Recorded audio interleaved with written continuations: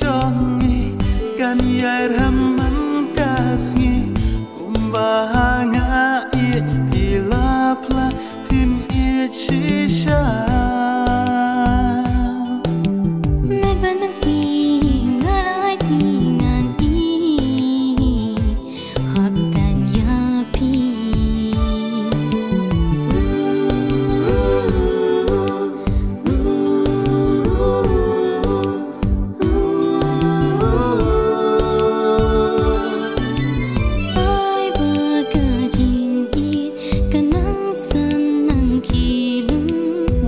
kisha bangin ya lempi nganom i no ya pi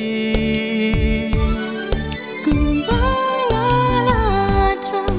pilawanurlo shijunam ban pi ngan sa ngan shang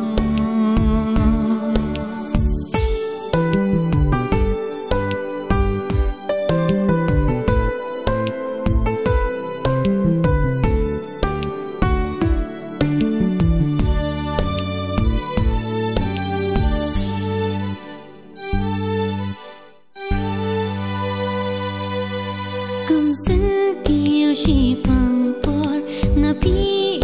nan nam tlor basau ayam kamram ki pendem ya pi ngam kle kumbangala tram pilawanurlo